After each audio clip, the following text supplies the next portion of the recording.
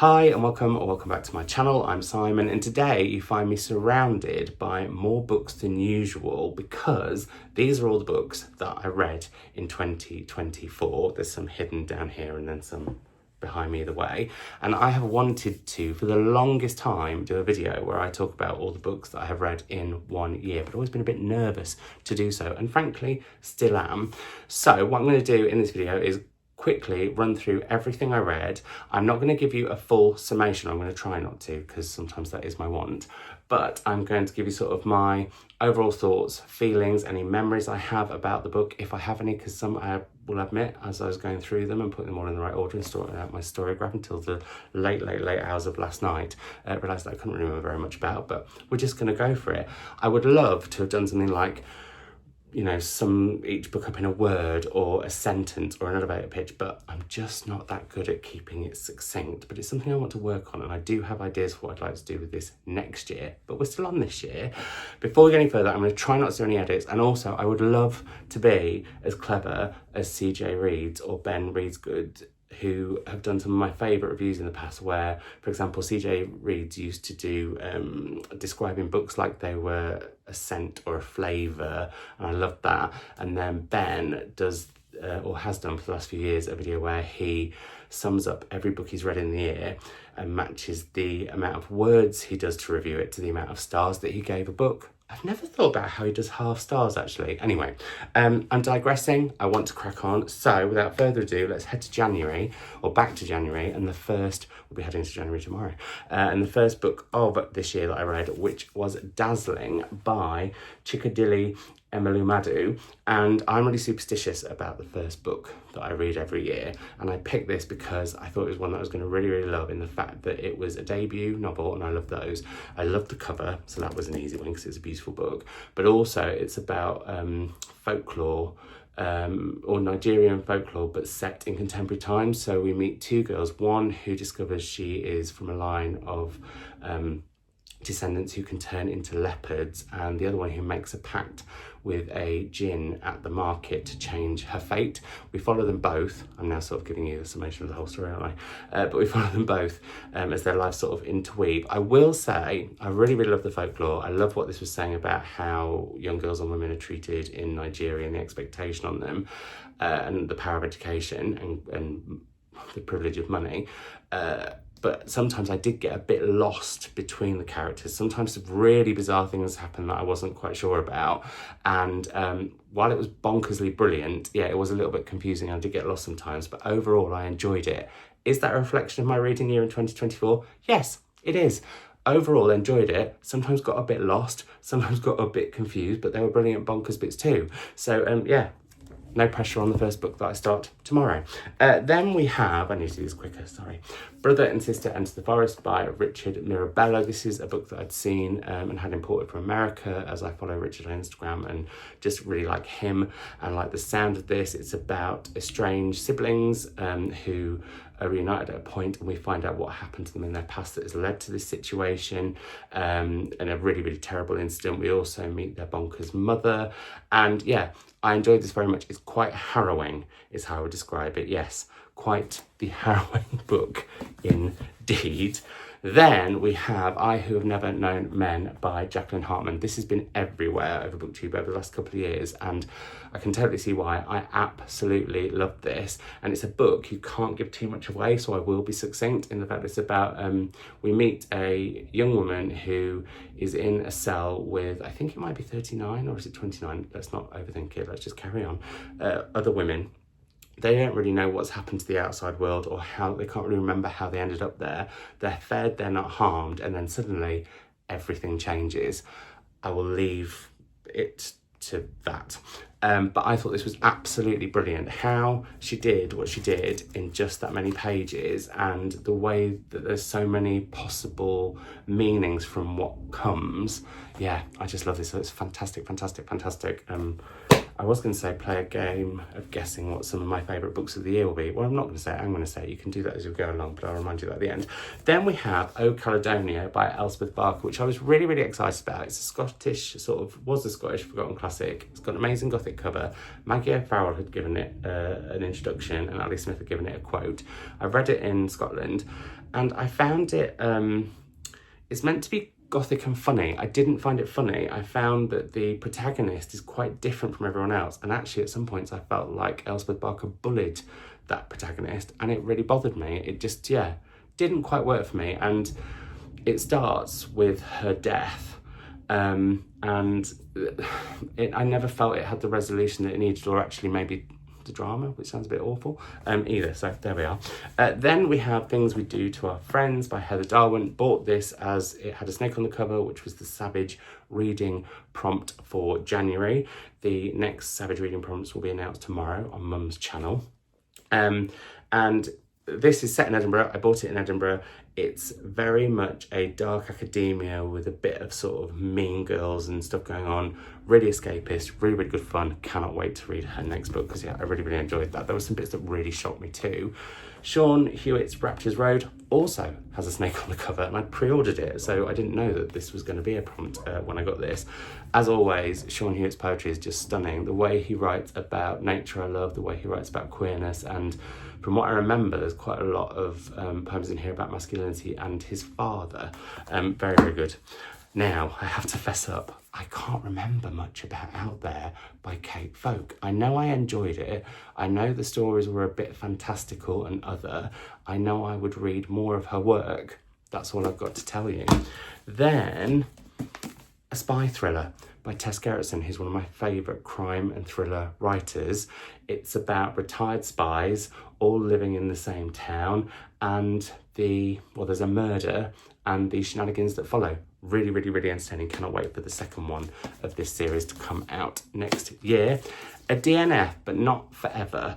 And I hadn't included all the DNFs not forever because I can't remember when some of them I picked up. Honestly, my Storygraph was so out of control, it was untrue. I need to be on that more next year. I mean, it's private, so nobody can see it, so I don't know why I'm stressing, but it just made it very difficult to sort all this out without spending about 4 hours on the internet sorting that out. Anyway, this had real promise. It wasn't as sinister as I was thinking it would be at the start, but I think I needed to give it more time. I remember buying this in Toppings in Edinburgh. Local Fires, short stories by Joshua Jones, absolutely incredible, set in one Welsh town where we get to meet lots of different people and get to sort of have a nosy behind those twitching curtains, and I loved this. There's one particular story in here about someone with autism, which is one of the best descriptions I've ever read of it, and like as in one of the most, I guess it helped me understand how it may feel. And I thought, yeah, this was really, really powerful. So many good stories in here. Would happily read whatever he writes next, and can't recommend that one enough. Then, I smile as soon as I see this. This is Sometimes I'm So Happy I'm Not Safe on the Streets by Dean Wilson. This is a poetry collection that I bought in Wrecking Ball bookshop or record store, Records and Books in Hull. And this is by Dean Wilson, who calls himself like the 5th most popular poet in Hull or something, which just really tickles me. He also says that he's got poetry Tourette's, and that cover I think is so sexy. But this is brilliantly queer, brilliantly northern, brilliantly funny, just brilliant. So yeah, absolutely loved it.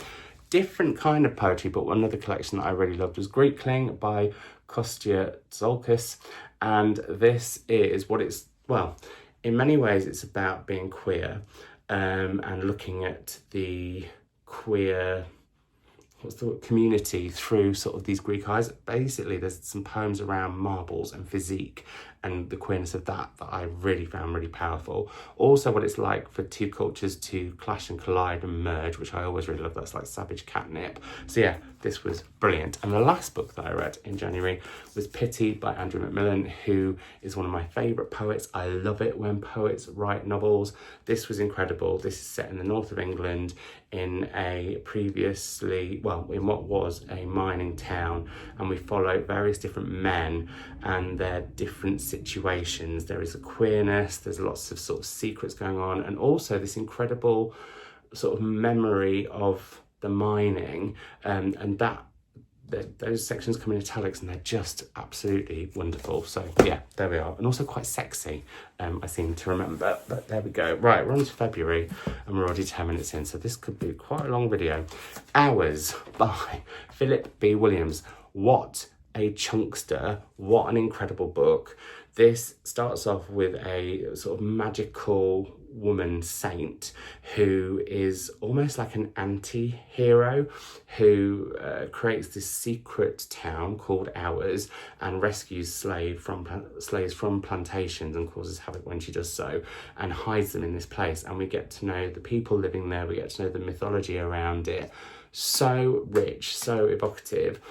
I found it a tiny bit too long, but that's not a complaint because I really enjoyed being lost in it. I don't always enjoy being lost in a book, but I really thought this was going to end up like on the Booker Prize long list or short list because it is incredible. I think it's out in paperback quite soon, but would highly, highly recommend it. Infinite Country by Patricia Engel. I can't really remember very much about this and it really upsets me. This was one that we did for Patreon Book Club and I had to read it really, really quickly and then there were technical issues and oh, let's not go in there. And I think this is one that I probably need to reread, I have to say. Newborn by Kerry Hudson, running away, breaking from the past and building a new family. Fantastic memoir, very frank, very honest about becoming a mother, the expectations that society has on mothers, what it's like to be building your own queer family and building a family that's kind of international as well. And yeah, I just thought this was really, really, really brilliant. I love Kerry Hudson and I love the directness and I love the fact that she is so open and frank and bluntly honest about things. And yeah, really, really, really, really great. Another DNF, this is The Northwater by Ian McGuire, which I started reading when I was in Hull and then finally decided to give up because I kept trying and kept trying. Or did I go to Hull twice within a very short space of time? I feel like I might have. Anyway, I ended up DNFing it because I found some of the language really questionable. I know it's a historical novel, but it really just bothered me. Let me know in the comments down below if I should give this another try because I would be tempted to. The Whale Tattoo by John Ransom, a book that I decided to read instead of The Northwater when I think I was back in Hull. Maybe I bought the other Hull. Anyway, I can't remember how. Let's not go into how many times I went to Hull in 2024, shall we? But I remember being in the mood, having been in the north and by the sea, to want to read that sort of book. So I packed this and I thought this was absolutely phenomenal. Really heartbreaking. The way it looks at queer love and the complexities in that and the rejection that we can put on the people that we love, grief, and the writing about the place is just sensational. Can't wait to read his next book. Another book by the sea. I was obviously in the mood for seaside reads at this point. Clear by Karis Davis, one of my most anticipated books of 2024. This is about two men, one who is living on an island. Now, what year is it? It's the 1843 in a far Scottish island. This taught me about a bit of Scottish history that I knew nothing about. But there's a man looking after the island and another man coming to say that he has to leave. And an incident happens that leaves them sort of remotely stuck together. And that's all I'll say, other than it is absolutely incredible. Another of my most anticipated books of 2024 was Staying Yard Devotional by Charlotte Wood. I ended up reading this twice this year because, hooray, it was longlisted and shortlisted for the Booker Prize. I still wish it had won. I love Charlotte Wood. I have read quite a few of her backlists, although I've still got loads on my import shelves up there, which thrills me, and some non-fiction actually. This is a very quiet book about a woman who goes to stay at it's kind of a nunnery, and while she's there, something's going on in the world. It's kind of pandemic-y. There's also a plague of mice, there's some bones that are discovered, and someone from her past comes back to sort of haunt her. And it's very much about looking back at your past, and it's one of those books that seemingly, because it's so quiet, feels like it's about nothing, but actually it's really about everything. And that's what I love about Charlotte Wood, the way that she can do so much in such condensed, beautiful prose. Oh, she's amazing. Then, last in February, it was Cleopatra and Frankenstein by Coco Mellors. This is about Cleopatra and, well, Cleo and Frank, who meet on New Year's Eve, and they're quite an unlikely couple. They have this real passionate romance, get married, people aren't sure about it, and you get to know them and how they feel about each other, but then you go outside of that and get to know how their friends and family feel about their situations, and I loved it, absolutely loved it. I thought it was great, and I had been slightly put off because it had been so hyped, but it was brilliant. March. First book I read in March was Winter in Sooooo by Eliza Stewart-Dussapan. I had the pleasure of interviewing her and wanted to read all of her books in the lead up to that. This, to me, I have described as being a snow globe of a book. It's about a man who goes to stay in a hotel in South Korea during the winter. Snows everywhere, it's really remote, nobody else is there bar a couple of people who work there, and it's how a relationship between him and one of the women working there kind of goes. Very quiet, very still, but absolutely stunning. I read Western Lane because it was up for the Women's Prize, and I hadn't wanted to read this because it was, well, people get telling me it was about squash, which it is, but it's also really about grief. And there is one scene from this book that makes me want to cry every time I think about it. And it's when one of the characters is thinking about the death of their mother on the landing. It makes me want to go every time. I thought this was really, really, really, really good, and I didn't expect to love it that much. Then we have Eliza Stewart-Dussapan's The Pachinko Parlour, which is about, well, this is one of those books that looks at, well, the big memory that I have of this book is about a hotel that's been turned into a block of flats, and one of the characters having a bedroom in the swimming pool. There's this kind of surreal watery feel to that. If Winter in Sooooo is a snow globe, this very much felt like water. I can't think of a watery thing. I mean, a snow globe is watery. Anyway, I thought this was really, really, really good. As I did her latest novel to be translated, Vladivostok Circus, which is the book that I was interviewing her about, and is about a circus and someone who joins the circus and looks at how relationships are formed in that scenario, and the trust and the bonds that you have to make when sometimes they're not necessarily the bonds or people that you want to make or people that you want to trust. Really, really, really, really good too. Armistead Morpan, Mona of the Manor, which is the latest, and he says final in the Tales of the City series, which is a series I have loved since my teens. We go back to the 1980s to Thatcher Britain, and we meet Mona, who is looking after a manor in the Cotswolds. I will say no more other than, a little bit more, the fact that you get to meet some characters who you've loved and met before. It could be quite a good way to go in, but I would still say head back to Tales of the City and then work your way up. And I'm still hoping there may be more, but who can say? I had the pleasure of interviewing Armistead about this as well, and he is, as always, a delight. A corking crime novel that I read to interview Charlotte Vassall, and this is the second in her Beauchamp series. I fancy Detective Beauchamp so much. It's untrue. Or is it Beauchamp? There's a whole discussion about that, whether it's Beauchamp or Beauchamp. I should also say they have just reissued these in the most stunning covers. So now I want all of those, even though I have hardback signed. I love Charlotte Vassall's crimes. They are generally a big finger in the eye at really, really posh people and class. They generally annihilate people with privilege as well. They look at what's going on socially in the UK, but they're also wry, funny, and just very, very, very, very gripping. So can't recommend that enough. Enter Ghost by Isabella Hamad, another book that I read for the Women's Prize long list. I would have read this regardless because I wanted to hear this point of view. It's about a woman who goes back to Tel Aviv and to Palestine, to the West Gate, and goes to perform in theatre there. And the way this looks at the complexities of what has been going on so unflinchingly and so deftly, I just think is quite incredible. I will say sometimes I found it a little bit too meta when we were reading in script what was going on when they were rehearsing for the play, and sometimes I found it a tiny bit dry. I wanted a bit more oomph from the characters, I think, but the way it looks at the situation there is incredible, and like I said, really deftly done. Random book that I read on my birthday, quite a change of scene. This is Kylie by Adrian Renzo and Liz Guifre, and this is all about Kylie's debut album, Kylie, and the history of it and the context of what was going on in Australia at the time and the queer scene and the music scene and the absolute vitriol she got for this. Kylie's one of my absolute favourite artists. I have loved her since I can remember, well, ever since I Should Be So Lucky, which I think is about 37 years old now. I'm seeing her in Lisbon next year, cannot wait. But this was the perfect book to read on my birthday. I found out so much about Australia I didn't know.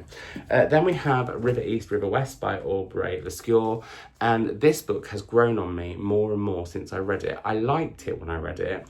I started to really, really, really like it after I read it, and now I really, really, really, really, really think back on it fondly.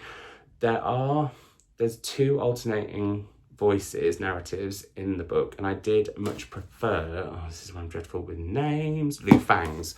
I found his story way more interesting. I think occasionally I got a bit too bogged down with the teen drama going on. Admittedly, I understood why it was there and why our main character, whose name I've also forgotten now, which is not great, Alva, why she felt the way she did because of what was going on with her situation. But yeah, it just didn't quite do it for me as much as Lu Fang did. But I do think about that book really fondly, and it has, like I said, grown and grown on me. This next book I just thought was another stunner, and I might not have got to it if it hadn't been for the Women's Prize long list. It's Ordinary Human Failings by Megan Nolan. This is set in the 90s, where a young girl has died on an estate where an Irish family have moved over to the UK and based themselves in, and looks at what the fallout from that. It looks at the press in the UK. It's unflinching, it's completely propulsive. It's not the crime novel that some people have labelled it, but that seems to have happened with a few books this year. But that said, I do think it has literary thriller elements. I could not put that book down.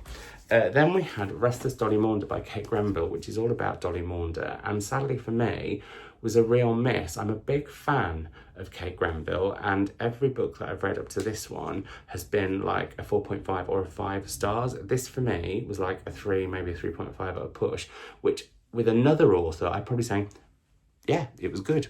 But because I love Kate Grenville so much and this just did not hit the usual mark, yeah, it was a bit of a disappointment for me. And then another DNF, Karen Law's The Blue Beautiful World. You could tell this wasn't the first in the series. I don't mind going into a book if you instantly feel like you're in that world. No, that's not true. I do like to read books in order, so I just told you a fib. But I could really tell, and it really annoyed me. And I've read Karen Law before and really enjoyed her.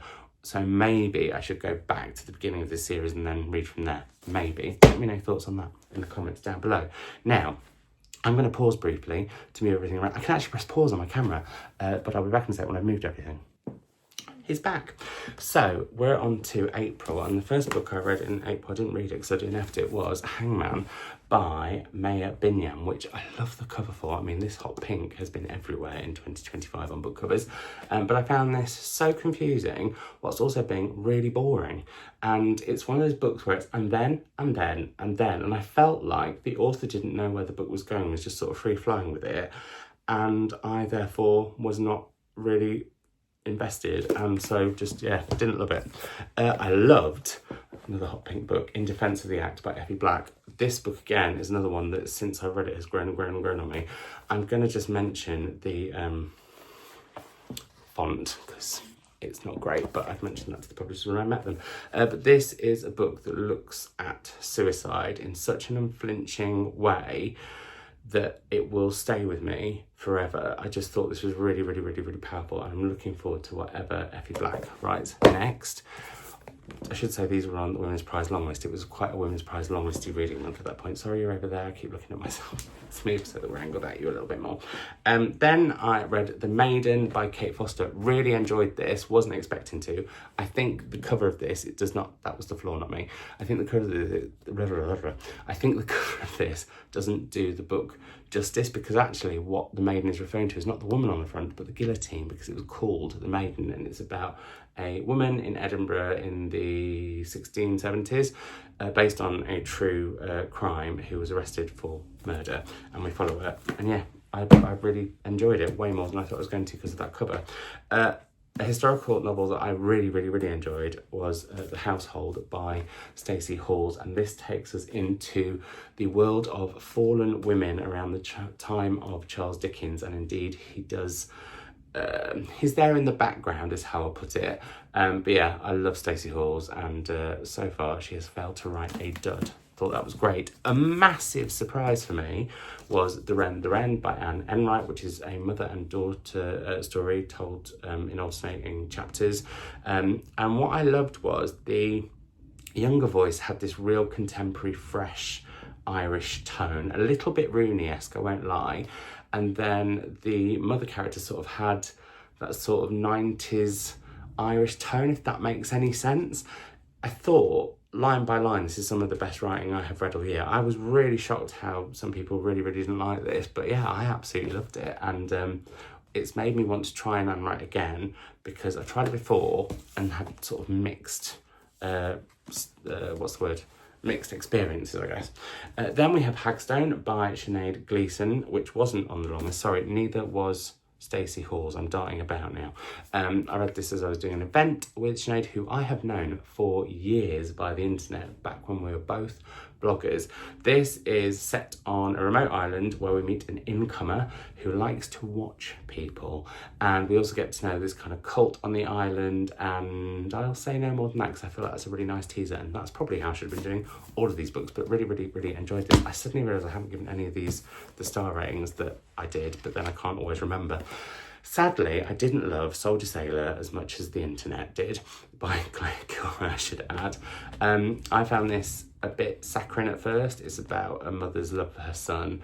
Then I found it a bit confusing with the whole thing, what was going on in the woods, I didn't really understand. And then whilst I appreciated how raw and honest it was, I was just never invested in it, and I apologise to the internet for that. Then we have The Gentleman from Peru, which obviously wasn't on the Women's Prize long list. This was, and on the short list. I interviewed Andre for Fame about this book, and this is about a group of friends who go on holiday, and this mysterious gentleman from Peru appears and seems to know a lot about them. And yeah, it's got a slightly questionable sexual something that happens in the book, which I still think about, but overall I did really enjoy it, and I loved talking to Andre about the book and talking to him about various fruit in that one, but also obviously the peach and Call Me By Your Name. How could I not? I sadly DNF'd A Trace of Sun, another long listee for the Women's Prize by Pam Williams. I just didn't find this, I felt like I'd read it before, and I thought whilst the writing was good, it wasn't exceptional. Then I also DNF'd And Then She Fell by Alicia Elliott, which I did find the writing was really good, but again, I got deeply confused by it, and so yeah, just it was one that I wanted to really, really love as well. I was really cross because yeah, I just did. Then Brotherless Night, which was the winner of the Women's Prize. I hope that's not a spoiler, for 2024 by Vivi Ganeshananthan, and I loved this, absolutely loved this. I thought the way well, for me, this is one of those books that introduced you to a part of the world and a period in history that I did not know anything about, and learnt so much. And I feel like everyone's talked about this book ridiculously, so I feel like I don't need to talk about it that much. But yeah, really, really enjoyed it. We're not even halfway through, I'm with 27 minutes in. Then on holiday, this was my first read when I went away to Sicily, where sadly I was very poorly. But Razorblade Tears by S.A. Crosby is a book that so many people have recommended to me to get me back into crime, and this was incredible. It's such a brilliant revenge novel. It's about the two fathers of two queer men who are killed, and one is black, one is white, and looks at the different ways that both race and class can accept or not queer people. But yeah, absolutely incredible. I need to read more of him next year. Then we go on to another book that grew and grew and grew and grew on me, and keeps doing so, which is Glorious Exploits by Ferdia Lennon, which takes us to Sicily, where I was, to the year of, why am I so dreadful with years? It's amid the Peloponnese War, and we go to Syracuse, where there are Roman, why can't I think of the word? It's because I'm thinking of where I went, because I actually went to the quarry where the Romans were sort of kept and treated horrendously. We meet two of the Syracuse potters who decide to go and feed the, sorry, I just said Romans when I mean Greek, and they're not even warriors, Greek army, in exchange for them to perform some of the plays, and it's just, this book I instantly associate with having been to the quarry, and it just makes me, like, it gets me. Yeah, anyway, I'm gonna cry, so let's move on to May. The Tower by Flora Carr, which was another holiday read, as was Glorious Exploits. This I thought was fine, and I feel really mean saying that. It's about the period in which Mary, Queen of Scots, is imprisoned. I was expecting to find out lots more, which I did, but there's so much repetitive stuff in here that actually that really sort of broke me out of it. The amount of times she mentioned her bejeweled ladies and sort of intimated that maybe there was some sapphic shenanigans going on. What I do think she did brilliantly is to not make being stuck in a tower boring for the reader, no matter how boring it would have been, although also terrifying for Mary and the women with her. I then read Rosewater by Liv Little, and this I really, really enjoyed. It is a queer tale about a woman who is sort of, well, it starts off that the bailiffs have come to evict her from her house, and then she has to go and live with a friend who she's had quite a tricky relationship with since some stuff happened with them, but also she's in lots of different tricky situations. Brilliant. Really, really enjoyed this. It was a proper, like, escapist romp. Perfect holiday read. Then I read Eleanor Catton, Burnham Wood, and I enjoyed this. It's a climate activist novel. Is that a genre? I don't know. I do think it got a bit bonkers at the end, and I can't decide whether I think that was brilliant or not. I also got a bit bored every so often, and found some of the unlikable characters so unlikable they were really unlikable. Like, I quite often like an unlikable character, but this one wasn't so sure. That said, this is the Eleanor Catton that I've got on with the most. That said, I've also only read The Luminaries, so oh, a Women's Prize long listy that I still think about really, really often is The 8 Lives of a Century-Old Trickster by Marianne Lee. And this is one of those books where it's like a patchwork of time periods and you have to put them all together. And yeah, I just loved it. I loved the sort of secrets and the unraveling and the reveals, and I love anything that's kind of got old people's homes in for some reason in fiction. But yeah, I really, really, really loved this, and I love that it's a slave, escape artist, murderer, terrorist, spy, lover, mother, trickster. Yeah, I thought this was fab. And if you've not read it, you should. Then we have Evie Wyld's The Echoes. I'm a big, big, big fan of Evie Wyld. I didn't know this was coming out until not long before it literally came out, when a proof arrived. And so I was so excited by it. And this is about a woman whose boyfriend has recently died. He is a ghost in the house. She can't see him, the cat can. But at the same time, it goes back to her childhood in Australia, but then also back generations, and looks at Australian historical trauma in a lot of ways. And it's all about the echoes of the past coming to the fore. I put it much better in a message that I sent the publishers who wanted a quote that they then didn't use. The way I described it there to Evie after I read it was, that's fucking brilliant. So yeah, that's my short view. Night Bloom, DNF'd it by Peace Adiozo Medi. I found the narration just really dull in the first half. I didn't like the characters. I've heard when it switches point of views, it changes everything midway through. I need to want to get to midway through, and I didn't, but I thought I was going to love that, so I was annoyed. I should say that was on the Women's Prize long list as well. This wasn't, but maybe next year. Then we have Evenings and Weekends by Jean McKenna.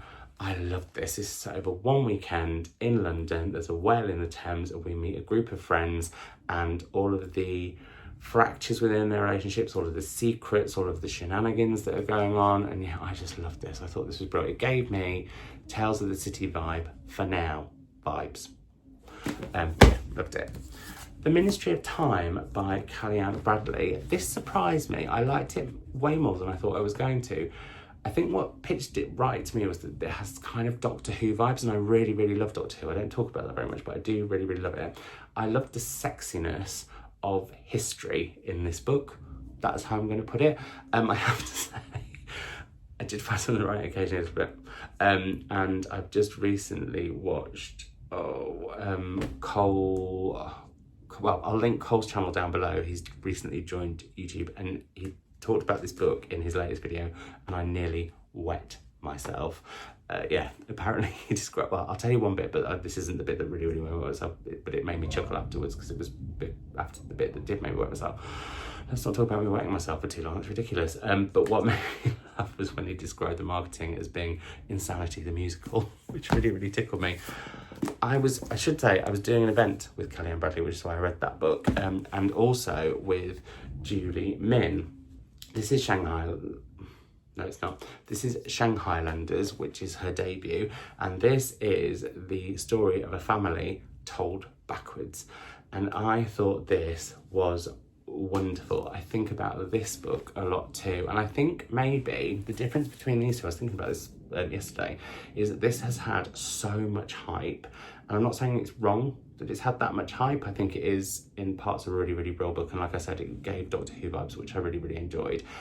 But this has had zero, and so I went into it with like no expectations, and it just bowled me over. And yeah, I would highly recommend you read it if you haven't. Second, Coco Mellor's book of the year, Blue Sisters. I interviewed Coco when she was on tour with this book. It's about 4 sisters, one who has sadly died, and it's the first anniversary of her death, and the sisters aren't really speaking to each other. They become really fractured.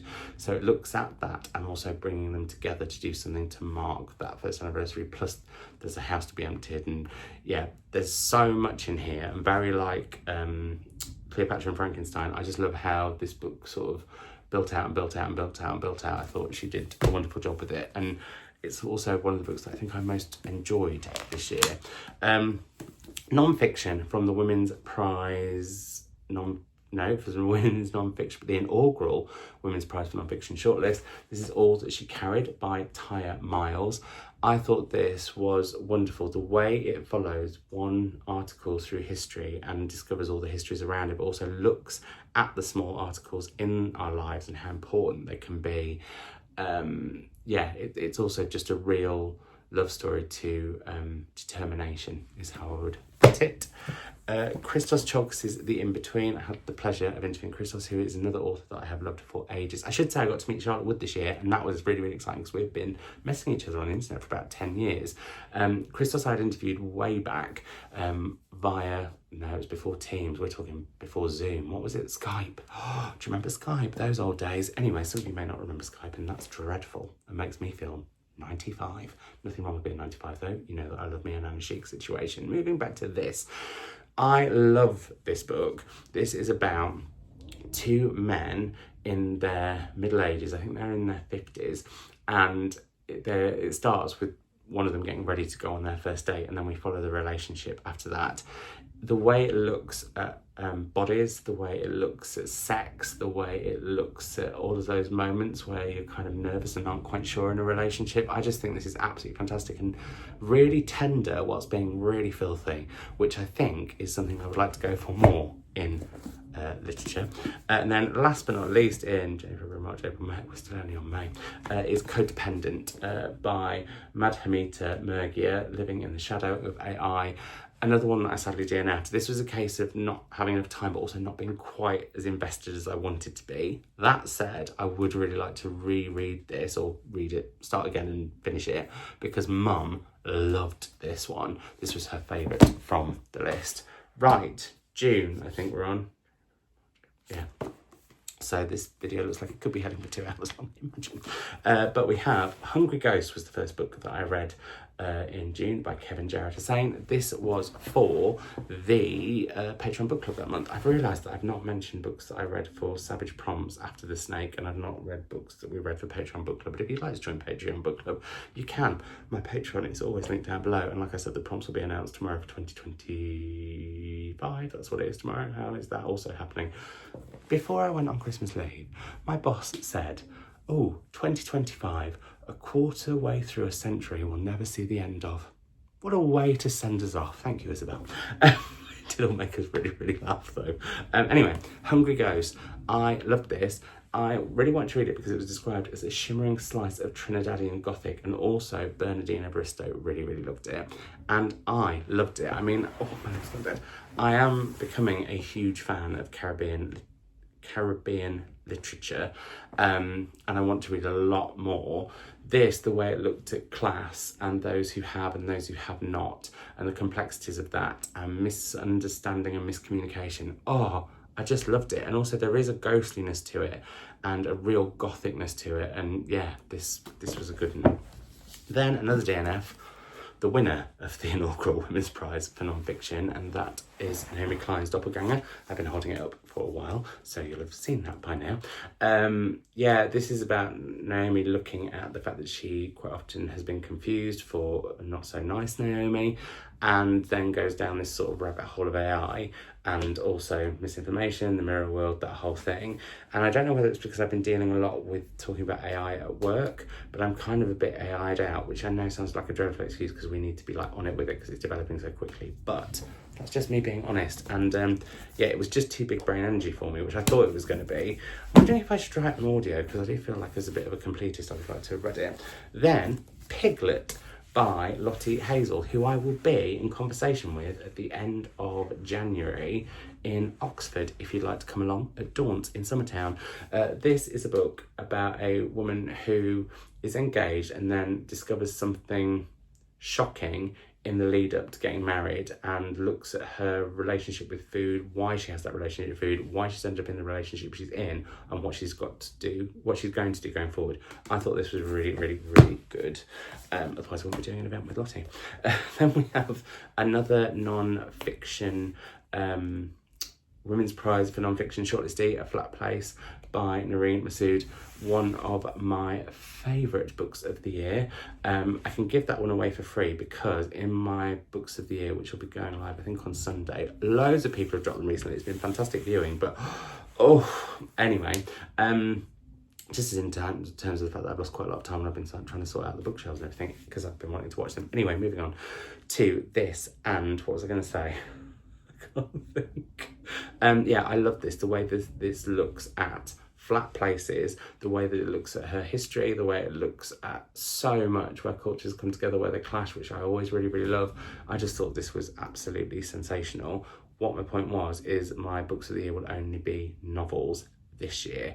Next year, let's hope I read more non-fiction so that I can make a top 10, because going on that and then heading to Sophia Sinclair's How to Say Babylon, absolutely just sensational non-fiction that I read this year. This is Light Marines, a memoir of well, not Light Marines because they're very different life stories, but basically it's about, both of these books are about the writers coming of age and then questioning family and questioning culture in all sorts of ways. And this one is also about the power of education, and I just love this.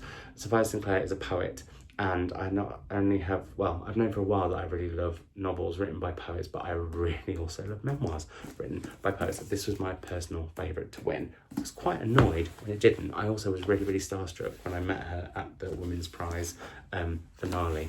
Yeah, I sort of just didn't quite know what to say. Anyway, This Motherless Land by Nikki May, a book that I did not expect to love as much as I did, which sounds like a backhanded compliment, but I loved her debut, Hahaha. This, though, because I've been told it was a retelling of, is it Mansfield Park? I'm so bad. Yeah, Mansfield Park. I'm so bad with Jane Austen books. I've only enjoyed Persuasion. I know, cancel me, whatever. Don't. But yeah, This Motherless Land, it is a retelling of that, but not to the point that you need to have read Mansfield Park to know. I mean, I've never read Mansfield Park, but I have watched it on the telebox. But this is, on one hand, such a beautiful story about cousins. If this is not on the Women's Prize long list next year, I'm going to possibly kick off, because for me, this could be like my winner prediction, maybe. I mean, if you've got 43 minutes way in, you're doing really well. But yeah, I absolutely love this. It's about cousins. It's set in the 1970s, where we meet a young girl, whose mother has died in a tragic accident. Her father rejects her, sends her to go and live with her English family and her English cousin and aunt. And yeah, we follow on from there. I thought the way it looked at cultures and how they come together, how they clash, but the way it looks at racism, the way it looks at the love between cousins and acceptance, but also trying to accept yourself and trying to work out who you are in different. Oh, there's so much in that book that I loved. Another memoir, and I should say this I read along with the Nikki May and the Lottie Hazel book, because I did an event at Women's Prize Live with the authors. This is Tracy King's Learning to Think, a memoir about hardship, education, hellfire family, and finding a way to break free. I love this. I it's going to sound odd to say that I really love culty memoirs, but I do. But the sense of humour in here and the rawness and the way that this is such a love story to a love letter, sorry, to her parents. Yeah, I thought it was phenomenal. As I did another non-fiction book. So I did read some non-fiction bangers, just not enough to make like a top 10. And why do I not merge them? I don't know. But this is Straight Acting, The Many Queer Lives of William Shakespeare. I'm not a massive Will Shakespeare fan. However, Will Tosh could tell me all sorts about Shakespeare and I would be absolutely rapt. I also did an event with him, actually, at Daunt's in Summertown, the aforementioned, where I'll be with Lottie Hazel in a few weeks. And so I read it for that and was just completely drawn in by it. He makes everything so interesting, so fascinating. And the way he sort of resets your expectations about William Shakespeare and the time that he was in, I thought was really, really brilliantly done. So yeah, loved that. Also loved The Rachel Incident by Caroline O'Donoghue, about two friends who both get a crush on the same teacher. I don't feel like I need to say anything else other than that, apart from that it's Irish. It's really funny. I will never forget the term, he was hung like a chandelier. So thank you, Caroline O'Donoghue, for that. I really enjoyed it. I read The Fraud by Zadie Smith, but I couldn't talk about this because I was reading it for a prize, and there's a few other books that you might not have heard me talk about, and now you'll know why. I enjoyed this. This is my favourite Zadie Smith. That said, I've not tended to get on with them that well, and I do Victorian set fiction, either from the time or contemporary writing about the time, tends to be some of my favourites, so we're on to a winner here. But yeah, I enjoyed it. I thought it was a little bit long. I like the vignette nature though, weirdly. That sounds like a real, what's the word, not a dichotomy, a real something other. But yeah, enjoyed it. Scarlet Town by Lenora Nattrass. I really, really wanted to enjoy it. It's set in May 1796. And what these two books both did remind me is that I do really, really love non-fiction when it's good. This wasn't so good. I don't know if this is part of a series, but it felt like I was sort of thrown in and a bit lost. I've talked about being a bit lost with books a few times, and this was another book that did that to me. Then we have Little Rot by Akwaeke Emeze, one of my favourite authors, and I had the pleasure of interviewing them on the channel. I will link that interview down below. This is bonkers, weird, absolutely crazy, like an absolutely extreme soap opera set in the fictional New Lagos, and I thought it was absolutely fantastic. So yeah, I know some people really didn't get it, but I did. This was a chunker, but this was also one of the highlight moments of my year, getting to interview Mary Beard about Emperor of Rome with my mum in Cambridge. Neither of us could quite believe it was really happening, but it was, and it was ace. And this book looks at, it's going to sound really boring if I say the job of the Emperor of Rome, but looks at what that meant for the people, how it moved that sort of time in civilization forward.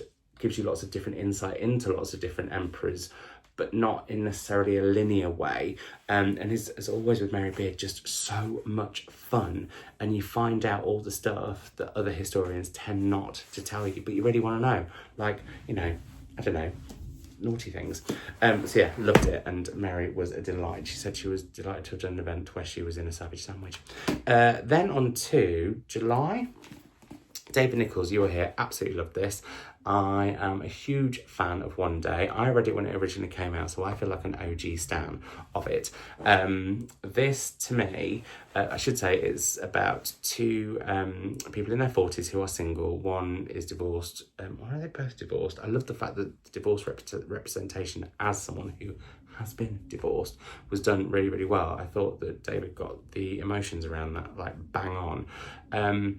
But yeah, it's about these two people who end up together on a walking holiday in the Lake District, and it just makes me smile thinking about it. I thought this was really, really, really, really fantastic. He's also the nicest man in literature. Oh, no, not in literature. He's the nicest man in publishing. Paul Murray's The Bee Sting.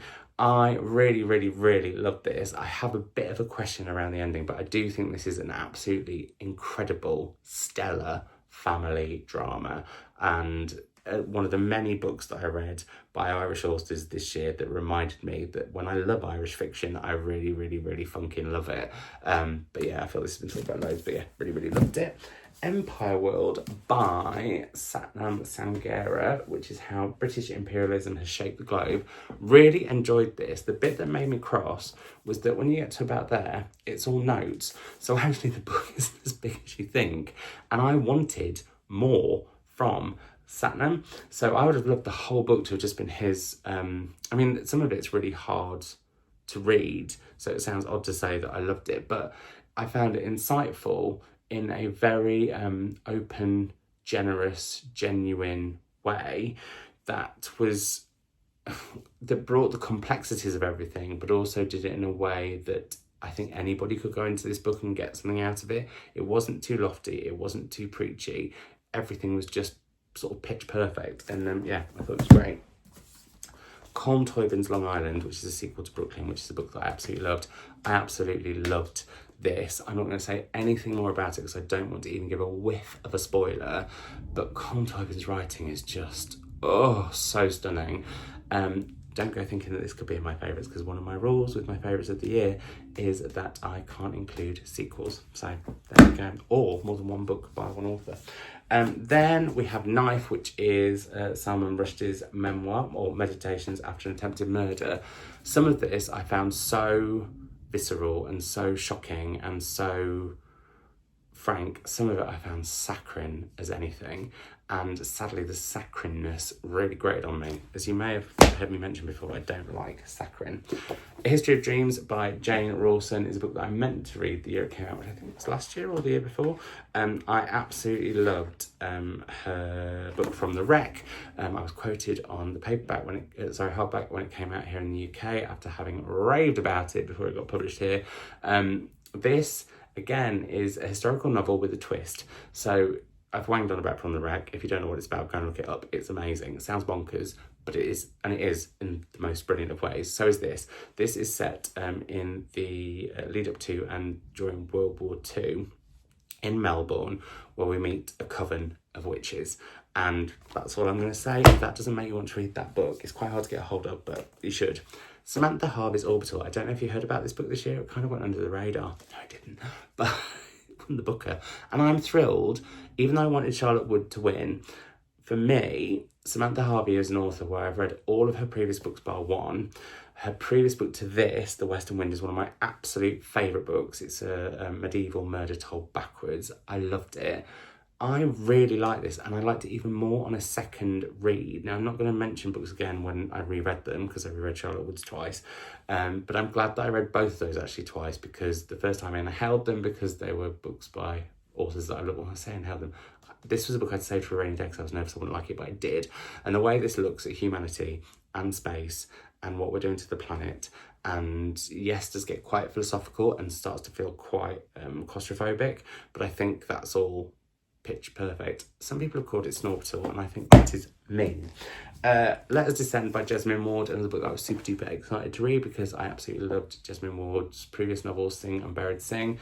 This, for me, didn't quite hit the spot, and I feel really bad. I never felt truly invested because it sort of starts with this like line about the first weapon I ever held was my mother's hand, and I was like, oh, this is going to be really interesting, but we don't really get to know that relationship before they're, and this isn't a spoiler because it happens early on, torn apart.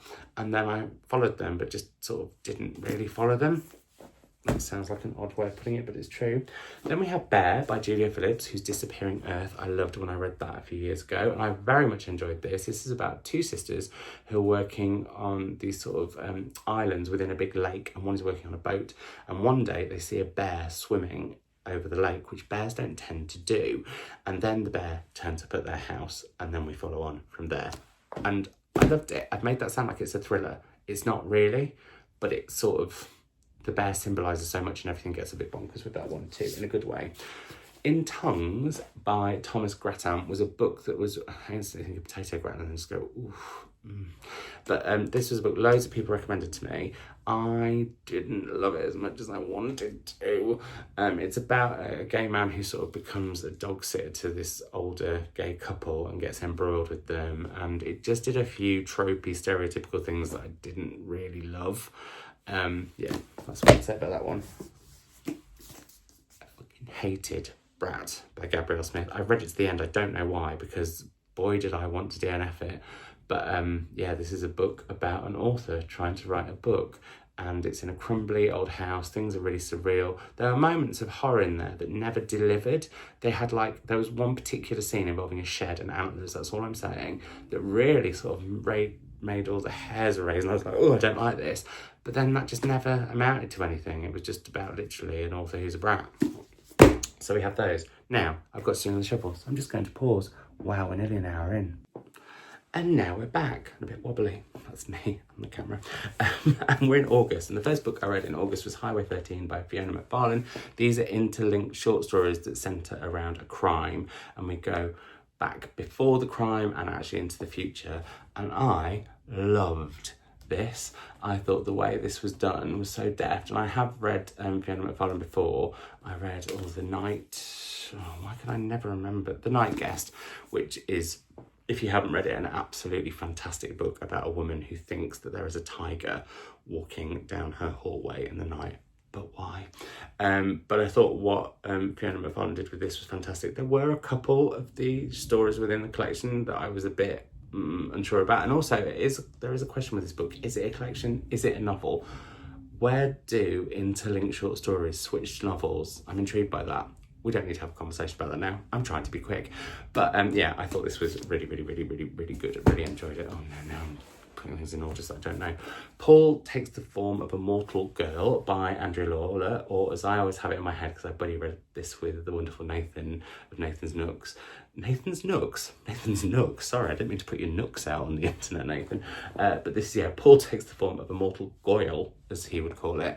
And this is about Paul, who can change his gender dependent on mood and who they want to attract. I loved the first quarter of it. Then the next two I found a bit stodgy, and then I loved the ending of it. Yeah, I thought it was really interesting. Some of the questions it raised were interesting, but I feel like also it never quite could sail its masts to the wind. Don't know really what that means, but it seems right. Then we have Queen Bee by Gina Dawson, which is the prequel to her fantastic, what is the series called? What is wrong with me? But, oh my Lord, why can I not think of the titles of the... Oh my Lord, I've read the first two. Anyway, it's the prequel while we wait for the third of the, and I think final of the trilogy of witches. Why can I not? There's the Shadow Cabinet, and what's the one before it? Her Majesty's Royal Coven. HMRC. Wow. This, though, is set in Tudor times and is about Anne Boleyn and her coven of witches, and I thought this was ace. A lot of fun. I actually wanted it to be longer. I wanted more. From that. I could do a whole series of this, frankly. Could that possibly happen, Juno? Please, let's see. Then Passion Tide by Monique Ropey, and instantly, like, I just do a... because this I just thought was exceptional. And this is set on a Caribbean island after Carnival, when the body of a tourist is found, and it starts a movement because women have been being killed regularly, and until it's a tourist it's been ignored, and then everything changes and this massive movement and moment happens. And I love the fact that we get to know so many different characters from all different walks of life on the island, with all different kinds of opinions. Some we may agree with, some we may not, and the characters come fully formed. You're invested in them even if you don't like them. And yeah, exceptional book. I'd like to see that on the Women's Prize this year. Toward Eternity by Anton Her, and this just makes me smile because, again, Anton is someone I've had the pleasure of talking to a lot on the internet, so to get to meet him in real life and get to interview him about this brilliant book, which was me dipping my toe back into sci-fi, which I hadn't done for ages.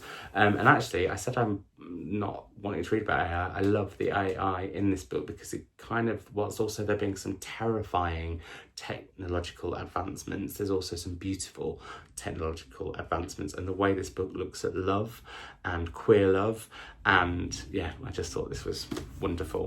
Sometimes a bit big brain energy for me, I won't lie. Anton, my brain is not as big as yours. Then we have You're Dead by Sam Sachs, which is another book I was super duper excited to read because Sam Sachs is a poet that I really, really love. This is a story of a young queer person who is walking through New York to basically do their final act and thinking about their past, what's led them to this situation. And yeah, loved it. I thought it was so powerful. Deborah Levy's August Blue, sadly, a disappointment. So this for me was a bit like Kate Grenville's Restless Dolly Maunder, where if I'd read this by another author, I'd probably gone, wow, there's some really, really cool stuff in here, and it's quite an impressive novel. But because for me, Deborah Levy is so like, I mean, she's above Where You Can See My Hand Go. That's the esteem that I have for her and her writing. This was like here. I just found it quite confusing. Again, confusing comes a theme. And me and Nathan did this as a buddy read and talked about it quite a lot. And we just, well, I don't like to speak on behalf of other people. I felt, and I think Nathan agreed, that it was a missed opportunity and we couldn't see what Deborah Levy was trying to achieve. This book blew me away, and I have to thank Dua Lipa for recommending this, because otherwise I might not have got to it because it came and I wasn't sure. I know a few of you in the comments, please let me know if it was you, did say, Simon, you'd love this book, and I did. It's Bad Habit by Alana S. Portero, translated by Mara Faye Leatham. And I really want this to be on the International Booker Award. I think this is phenomenal. It's the story of a young trans woman as they come to term with their gender and what society thinks it is, what their family thinks it is, and what they think it is. It's about what it's like to grow up different and not have any role models or sometimes hope to look forward to, and the situation that leads us to. And yeah, I think this is exceptional. So I wanted to think that this next book was going to be, I thought this next book was going to be exceptional. It's Old Romantics by Maggie Armstrong. The cover, exceptional, loved it. And I love the idea of these sort of interlinked stories, all set in Dublin, all about different women called, I want to say Maggie.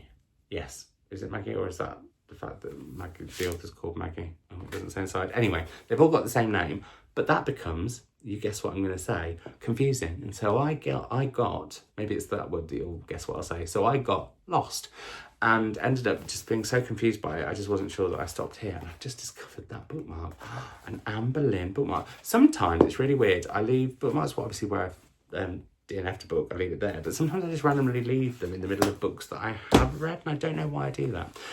Then, to mention Nathan again, it's almost like I'm obsessed. But he had raved about punks. Sorry, this bit of beard needs a trim. Let's not lie, I might do that before I go to IKEA later, because I know how to live on New Year's Eve. But yeah, this is Punks, by John Keane, which Nathan had recommended. This is new and selected poems, and this is one of the best poetry collections I've ever read in my life. I love the way that it looks at queerness. I love the way that it looks at race. I love the way that it looks at history. I love the way that it just gave life to the people within it. I love the salaciousness, the somberness at points, the sadness, the joy. Yeah, I just thought the sexiness. I really, really, really loved it. I recommend it, as I would The Lost Boise Sing. The Lost Love Songs of Boise Sing by Ingrid Persaud. Now, this is a book that I was very excited for because I loved her debut novel, Love is Love. Love After Love? Love is Love? Love After Love. Love After Love? Love After Love. How many times can I say Love After Love? I loved Love After Love. You can say it again, you see, one more time, and just squeeze it in. And I was excited for this one. A little bit nervous because it's a big old chunkster. I don't know why we get nervous about big books, like what's happened to us all, but I did. And I started reading it the first time. We were meant to be doing an event, and the patois I was like just about getting into, and then the event got cancelled, so I was like, no, I'm going to hold it because I do want to do an event with Ingrid at some point, like some sort of diva trying to make that happen. But I did manifest it, and we did do an event in Wimbledon. with, I should say, the wonderful Sinead Gleeson and Ferdy Lennon. What a trio I got to interview there. It was a delight. Anyway, yeah, this is about 4 women who, well, Boise Singh is a true historical character. These 4 women are all involved with him in some way, and Ingrid gives voice to them, and their voices are so different and so wonderful and so engaging and engrossing and heartbreaking and funny, and there's the whole spectrum of emotions in this book, and yeah, absolute banger. Right, on to September. Can we do this in under an hour and a half? This will be the longest video I think that's ever gone on my channel that isn't a live video. Let's see. So, first book I read in December, or finished in December because I actually started this in August, is Determination by Tausif Khan.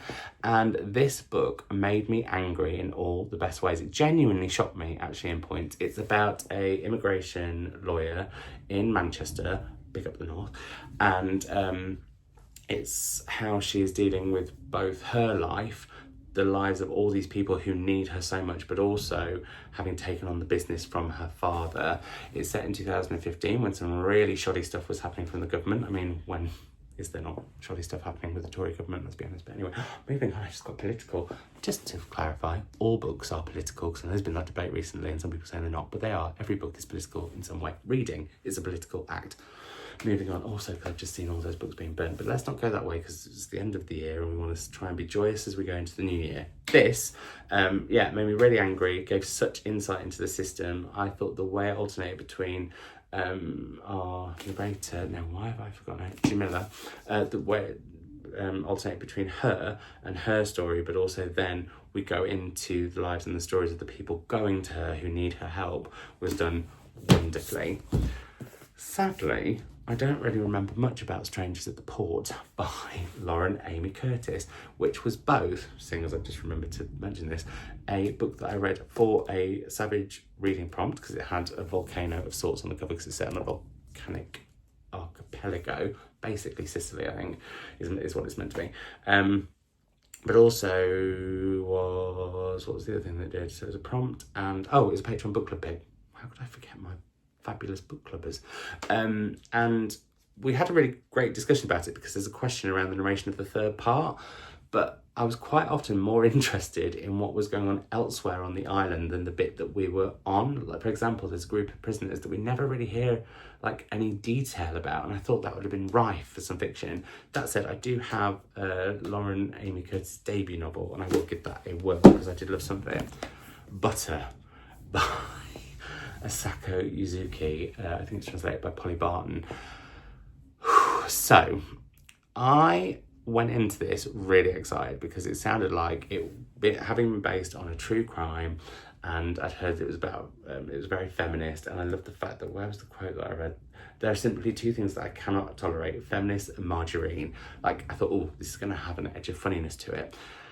This book has been, I think, really badly missold because it's sold as a true crime, and it's not. It's very much, I mean, there is a murderess potentially at the heart of it, but it's also a book about women's relationship with food, cultural relationships with food, women's, what's expected of society for women in Japan.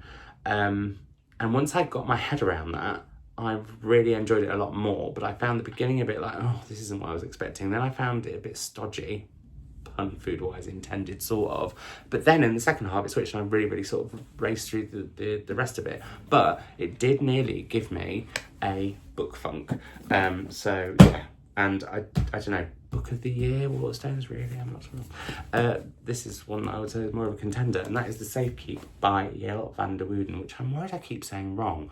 But I feel like this has been talked about so much, but rightly so, because what an incredible novel. Forget the debut thing. I think that could be quite patronising to say what an incredible debut. What an incredible novel. What an exciting author to have read and have loads, hopefully, of books to read in the future. It's set, I always think this book is set way earlier than it is. I always think it's like the 1930s, but I think it might be the 60s. But it's after the Second World War, And we meet a woman who is quite obsessive about the things in the house she lives in, which was her parents'. It's now owned by her uncle until her brother wants to take it on. And her brother asks that his girlfriend go and live in the house for a while he's away. She doesn't want that to happen. I won't say any more than that. Things are going missing as well, she's spotted. So yeah, this book is exceptional. I've read it twice, and I will say, because I knew things the second time, obviously, the effect was slightly less, but still, I loved the writing, I loved the setting, I loved the stories, I loved the shenanigans. I think this is, an exceptional book, and cannot wait to see what she writes next. Then very quickly, 2 Kate Atkinson books. Big Sky, which was the, hang on a minute, let's do it the other way around. So I hosted Kate Atkinson, which is a dream come true, in Newcastle, which was also an amazing moment because it was at the cinema that Mum and I used to go to when I was about 3 and Mum was 19 and she was studying classics at Newcastle Uni. And Kate Atkinson was one of my grand's favourite authors. She is one of my mum's favourite authors. She's one of my favourite authors. So to do that event in that cinema with Mum there was just such a bizarre, wonderful moment. And Kate was a delight. She's so wry. I love it. This is the latest in the Jackson Brodie series. I will say this is a lighter fare than usual, because in the lead up I read the one that I hadn't read, which was the previous one, Blue Sky, and this is dark as well as being deeply comic at points. Sorry, I just had a mild panic, so I thought this wasn't recording then. As well as being deeply comic, it's so dark in its tone, whereas this was just a lot more frivolous, is how I put it, but still with the snark and the wryness and the mystery.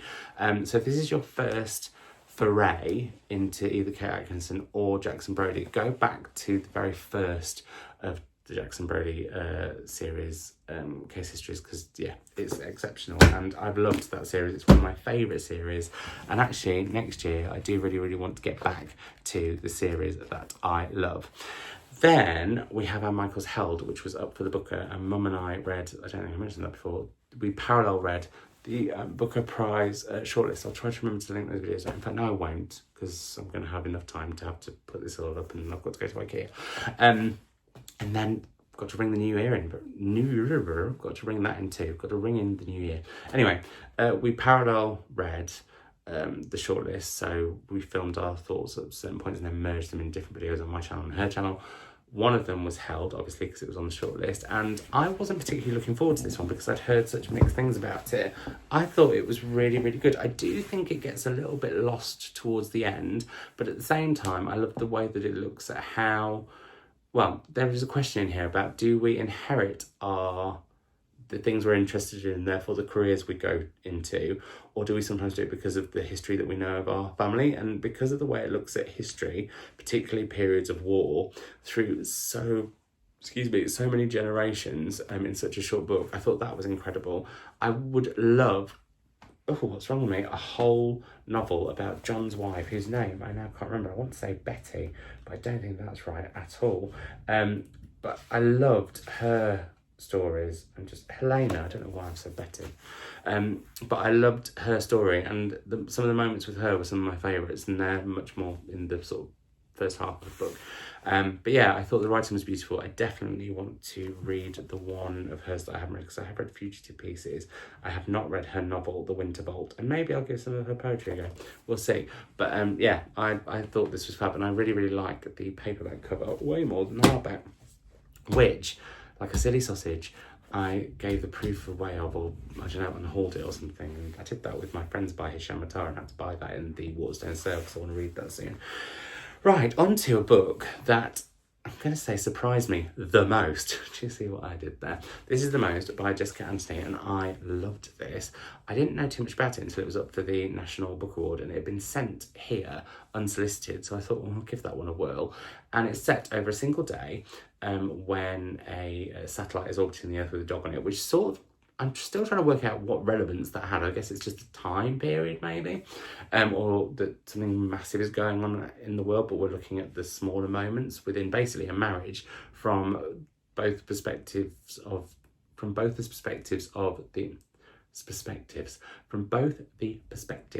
of the husband and the wife and the secrets that they are keeping and how this is culminating over this particular day. I thought it was great. I really enjoyed Isolation Island by Louise Minchin.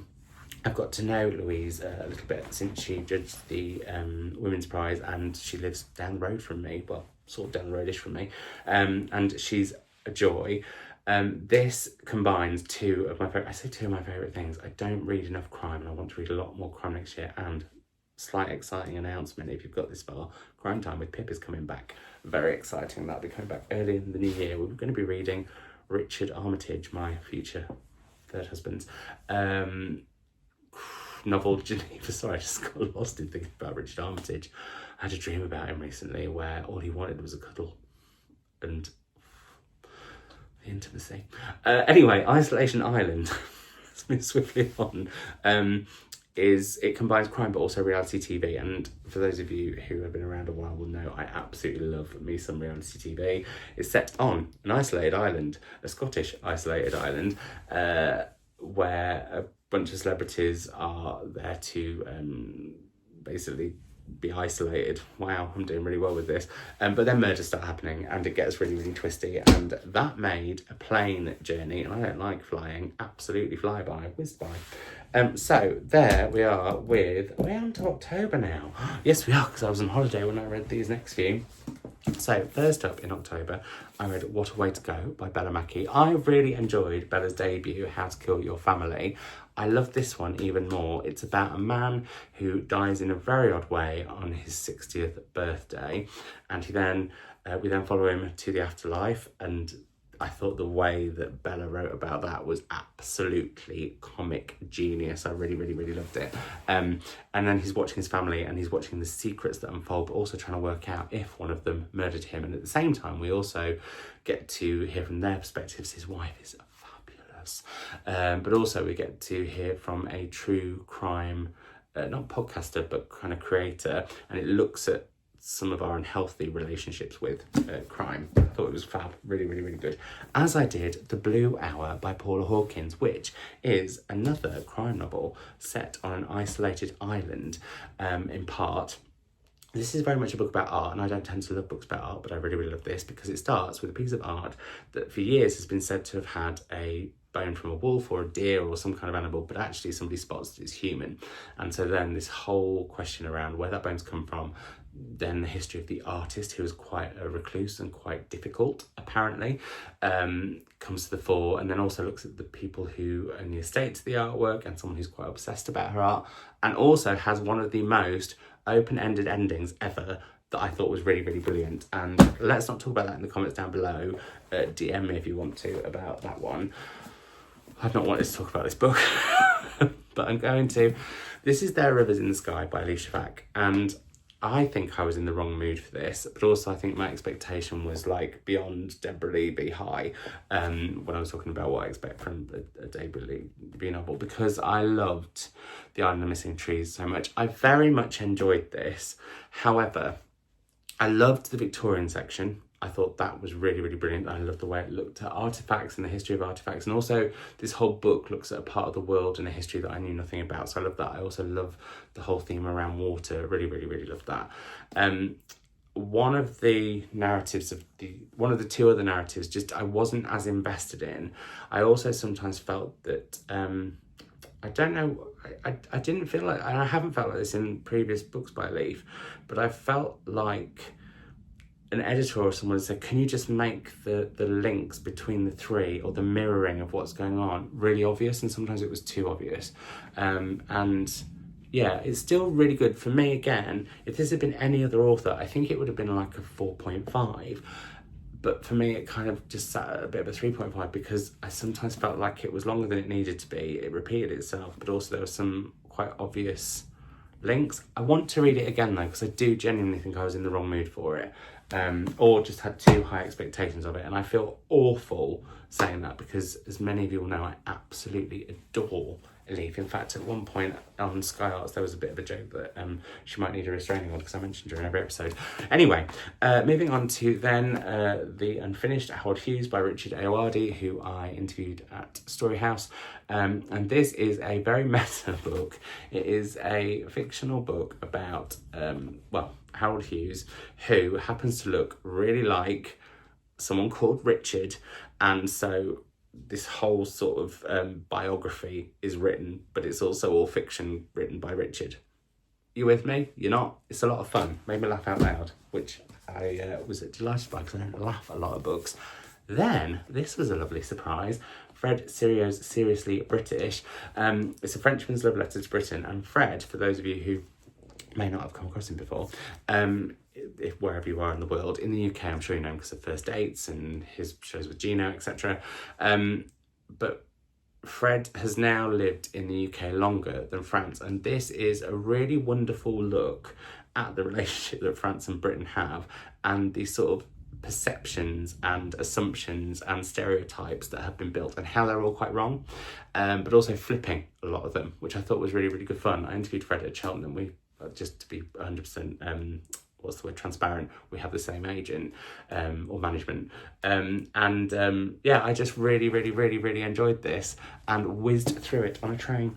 Then we have very different Adam by Gboyega Odebanjo, and this was sadly a collection that was published posthumously, and this is about it's a selection of poems that all centre around the body of a young black boy that is discovered in the Thames who was named Adam, and the way that these poems are written is just the way it looks at like how awful media can be, the way it looks at how some lives are deemed more important than others. Incredible, really incredible. The Glassmaker by Tracy Chevalier, another author that I absolutely adore. And I really love this because I haven't read all of Tracy's back catalogue, to be fair, in order for me to be able to say what I'm going to say, but this felt like a gear change, and I felt like there was an experimental nature to it that I really loved. Not that there hasn't been, her previous books that I've read of hers have all been amazing. Like, I think that The Girl with the Pearl Earring is one of the sexiest books ever written. There, I've said it. And I love Remarkable Creatures. That's one of my favourite Victorian novels. And indeed, the one that she wrote set in Highgate Cemetery, where both me and Tracy, not at the same time sadly, but we were both tour guides. Anyway, I digress.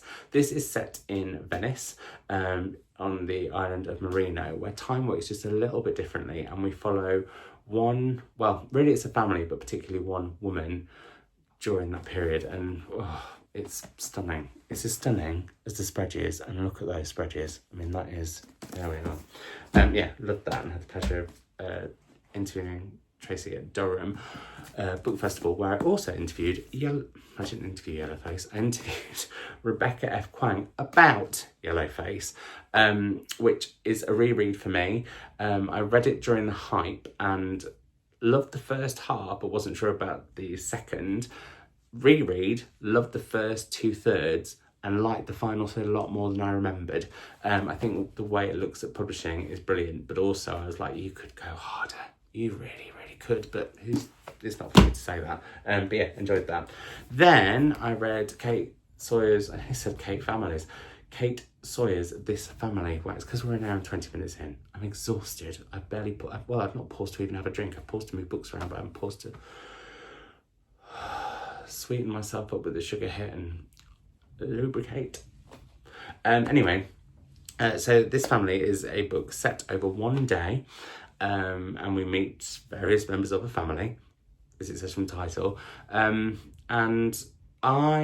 might be the fact that I read this quite quickly because I was doing an event with Kate, but after having read The Stranding and loving that so much, I enjoyed this. I love a family drama, and I do think there's a few bits that are quite different and original with what Kate does, but I just didn't quite love it as much as I wanted to, and I feel really mean for saying Then I was also, alongside interviewing Ali Afzal, and this is The Big Day. And this is not a book that I would usually pick up.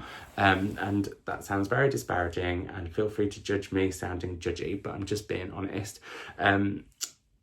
But this I really enjoyed. It's a real romp, and I think it was also what I needed at the time. I'd read quite a lot for events and the like, and so to have something that was escapist but also really poignant and taught me loads that I didn't know, and also just was brimming with joy in a lot of ways. Yeah, it was a treat, and I would like to read Will I Lie to You, which is her debut novel. Then a DNF, Creation Lake. Didn't know. No, let's not be too harsh. Let's not be too savage, as it were. But yeah, I just didn't know what this book wanted it to be. In part, it was a spy thriller. It was sort of trying to be an eco thriller. It was also trying to give the history of France. It was also really boring in parts, and I didn't care, so I stopped reading it. We have that. Now, the next two I'm going to whiz through because they're all out in 2025, so I'm going to talk about them more in 2025. But I read The City Changes Its Face by Emma McBride, The Boyhood of Cain by Michael Amherst, and May All Your Skies Be Blue by Fiona Scarlett for a showcase with Faber, and along with another book, but I didn't read that straight after I had a break with one book in the middle, so we'll come to that in a minute. But I'll talk about all of these next year around the time they come out. Suffice to say, I enjoyed them all. Then the last book that I read in October was We Arrived at the Castle by Emily Carroll. I absolutely loved Emily Carroll's Through the Woods. That's one of my favourite ever graphic, well, it's not even a graphic novel, it's graphic short story collection. I think it is absolutely brilliant. I didn't love her last one, A Guest in the House. I just didn't quite get it, and I sadly didn't really love this one. I mean, it was great because I read it on Halloween, and it's ghostly and vampiric and all that. Vampirish. Who's going to go and see Nosferatu? I'm very excited for that. May go and see it tomorrow. It was all those things, but it just, I don't know, I just didn't love it, and it felt like it was a bit too similar to The Guest in the House. Right, November. We're not going to do it in an hour and a half, but we're going to try as much as we can. Universality by Natasha Brown was the other book that I read for the Faber showcase, and thought this was incredible. We'll talk about it when it comes out, or near the time to it coming out next year. James by Percival Everett. This has been discussed everywhere over the internet, well, Bookstagram and Booktube this year. Was up for the Booker. I really, really enjoyed this. I like this more than Trees, which I enjoyed a lot. I had a few issues around what I felt was kind of fat-phobic stuff in there. Oscar wants to come in, I think. Hang on one second. I don't know how I'm going to get anywhere. I've built myself like a bookish fortress that you can't even see. I'm going to finish talking about this before I let Oscar in. So it's also been talked about a lot because it's a sort of retelling-ish of The Adventures of Huckleberry Finn. I haven't read that. I didn't feel like I needed to. Can you hear that naughtiness? 1 second. The menace is now in here and trying to get through the fortress. So yes, I hadn't read the Adventures of Huckleberry Finn. I didn't feel like I needed to. I felt like this really just was a great novel on its own. I thought the way it looked at that period in history was unflinching and heartbreaking. There's also so much warmth in here. I would have liked to have got to know more about some of the characters that join James along the way. And the ending I thought was epic, but I felt like it needed a longer lead in. Actually, I would have liked this to have been twice the size. I think then it could have been like my absolute top of the tops. There we are. So there's that. Then I read Jonathan Coe's The Proof of My Innocence, as I was doing actually 2 events with him in the autumn. And this is, I've not read Jonathan Coe before, and I don't often read satire, so I was a little bit nervous about this, but everyone told me that he's a really, really lovely man, which he is, and also that he writes really corking books, which he does. This is a political murder mystery satire. So it's about a young woman who decides she wants to be a writer, and she's based that on the cozy crime novels that have all kind of come out that we all know of, you know, like, I don't know, The Potted Gardener or The Murder of the Crumble Cake, or I don't know, whatever. clearly don't write them or really read them. Also, I do love an Agatha Raisin. I won't lie to you, I do love an Agatha Raisin. And what this book does is it's set during the premiership of Liz Truss. Let's try to forget those days, but does it with such a brilliant, like, it also really goes for privilege and class. And there's 3 parts to it really, where there's the satire of the cozy crime, then we move to a satire of dark academia, because the book goes back in time to Cambridge, and then it looks at and satirises autofiction. And I just thought he did this brilliantly, and I really enjoyed it, and he was a delight to speak to, as was Susanna Clarke, who Mum and I interviewed for the first of the Women's Prize book clubs. I will be doing the second one with Sarah Waters towards the end of January, so do join us online or in real life if you would like to. I'd love it. And I reread Piranesi, for the event, and enjoyed this one more the second time. The first time I read it, I remember saying, and I felt awful because I think, you know, it was documented on my channel, that I found it a bit gimmicky. I didn't on a second read. I think I was clearly just in a bit of a mood when I was reading it the first time. It is amazing seeing how much mood affects how we respond to a book. And also, I think, you know, with the Women's Prize, I love it to death, and I'm thrilled now that we're part of the Women's Prize family with the book club. But also, I'm aware, oh, Oscar, really? You want to go out now? Well, tough. But also, I'm aware that it's a lot of books to read in a short space of time, and next year's going to be even shorter, which honestly, as I said, I love them, but I think it's absolute madness. But because I just sort of read this and had a bit, I guess also I've changed as a reader in that time, which is something I want to really look at next year. But I enjoyed this a lot more on the second time. Me and Mum had a right old debate about the ending, though, not to spoil it for anybody, but we did. I also read The Wood at Midwinter, which is Susanna's latest novella, which is in the world of Jonathan Norrell and Mr. Strange, Jonathan Strange and Mr. Norrell. It's in the world, it's on the front, Simon, Jonathan Strange and Mr. Norrell. This is a lovely little fable that would have made a perfect stocking filler, but we're past Christmas now, we're on to almost a new year, so maybe next year. Then, because of the lovely Biblio Sophie, who I adore, she'd raved about Vivian, so I ordered it and then read it pretty much on arrival. It's by Amelia Russo. I don't normally like books about art, but this is a book about an artist who may or may not have had something to do with another woman's death, and has been sort of cancelled, and her work is now being brought to the fore and people kick off about it. Let's just leave it there. And this book is told through the through text around that time, and like what people are saying, not text, sorry, tweets and sort of social media elements, but also we get to know the artist, who is now a grandmother, and we see her through the eyes of both her daughter and her granddaughter. And I love books that centre around grandparents and grandchildren, and this does that. Sorry, I wasn't holding up them. Lazy, frankly. It's because my arm's dead after an hour and a half. I enjoyed this because of the fact a lot of it's in tweets or social media kind of ness. It's a lot slighter than it looks, and I felt like it could have done more. It also, and this is a theme that I have mentioned a few times in this video, goes absolutely bonkers at the end. We have that. Then, this was a treat. What a treat. We have Alan Bennett's Killing Time, which is set in an old people's home during the pandemic. There is some really heartbreaking stuff in here. There's also some absolute salacious shenanigans that I loved. There's naughtiness, there's poignancy. It really looks at what was going on at the time, but doesn't dwell too much, but also reminds us that we have been through this and like it was real. I thought this was fab. I forget how much I love Adam Bennett. Mean Boys, which is the first of the 2 books I read for non-fiction November. I think it was. Non-fiction? No, these were 2 that I crammed at the end, which might have something to do with how I felt about both of them. But Mean Boys by Jeffrey Mack was a non-fiction book that I saw at West Kirby Bookshop and hadn't seen it before. And I love West Kirby Bookshop. I love Dan and Jordan. And it only just come in. I was like, oh, I've not heard of that, so therefore I'll buy it.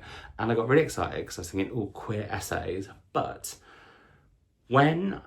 so for me, this was a real collection of 2 halves. When the essays were about Jeffrey Mack's family and how they responded to him being queer and how their culture responded to him being queer. I found that all really fascinating, the relationship with his parents, etc. When he was writing about, I was, living this fabulous lifestyle where I was doing loads of drugs and drugs, nothing could bore me more. He did end up in a psychiatric hospital, which I felt really sad about, but because that was in context with all this spoiled, as I saw it, behaviour, hedonistic behaviour, I was a bit judgy. But like I said, when it was about his family and his queerness and their relationships to that and culture and queerness and all that, I thought it was fantastic. So really mixed bag. As was this poetry collection, which is a seer by Jimin Seo.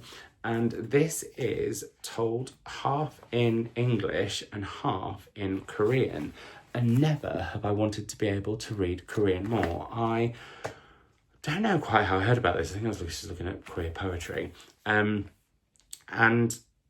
I started it and I was intrigued by it, but I felt like I wasn't quite getting everything from it. And then I watched him perform some of it and I was like, oh, if I could read both, that would just be amazing. Because yeah, it's stunning. The bits that I could read was stunning. I think it would have had even more of an effect if I had been able to understand the others. But I will say, watch him perform them, and it is quite incredible. There are some YouTube videos about it. Then we have a book that I started. Oh, Oscar, he's scratching my tote bags. I'm very tempted to sit and just do the rest of the video like this because my legs have gone so dead, but I can't. Anyway, on to a book that I started in November but finished in December. So we're almost done. We're nearly there. This has taken longer than I thought it would, but not actually as long as I really thought it would, if that makes any sense. Well done. So that was Leg, which I started in November because of Non-Fiction November, and was also the pick for November's Patreon book club. Has that hot pink that's been so big in publishing this year. This is the story of a limb and the boy who grew from it, and in some ways I found this really fascinating because this looks at Greg Marshall. Did I say it's written by Greg Marshall? It looks at his relationship with his family, and they're not explaining to him that he had a disability. And that whole thing just blew my mind. I do think it's a case of... Oh, sorry. I'm trying to just get a little bit more comfortable. The way it looks at his relationship with his chronic illness, he has cerebral palsy, or disability, sorry. As someone who has a chronic illness, I should know the difference, so shame on me, but I can't edit this because I'm sending it as it is, and we all make mistakes, we're all human, right? Anyway, it looks at his relationship with that, his family's relationship with that. It tries to do it in a very witty way. I love the riffs on The Wizard of Oz. They happened a little bit too much. I liked how frank it was about sex, but again, that got to the point where I was like, you're deflecting. You're not telling me other stuff. You're keeping me slightly at a distance and using these salacious sexual elements to shock. Also to be frank and talk about sex with a disability, which I really did appreciate. But I kept thinking of, what was the book that I read that had the aubergine on the cover by Ryan O'Connell? That one. And I thought that was I was more invested in that. I want to be, I think one thing I've realised is and this applies to this too, if I'm reading a memoir, I want to be invested and I don't want to be held at a distance, but then that is also me being a demanding reader and expecting too much possibly of authors. Anyway, there was that. Now, December, don't worry, we've only got 5 books to talk about. Sorry, moving on. We've got 5 books to talk about because December's been a bit of a washout for reading for me. The first of which is The House of Fortune by Jessie Burton, which is set... Well, it's the sequel to The Minstress, and so it's set in Amsterdam, and I read it in Amsterdam, and I loved it. Because it's a sequel to The Minstress, I can't really tell you much more about it, other than it was a delight to be back in that world and in that house, which had got darker and more crumbly.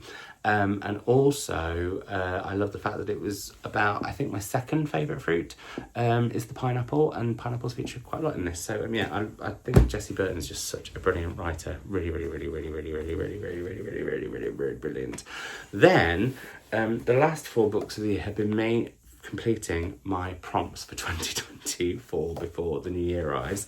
And one of them was to read a favourite book by one of my favourite booktubers, and I've mentioned Ben Reed's before. Reamble was his favourite book of last year by Priya Hine.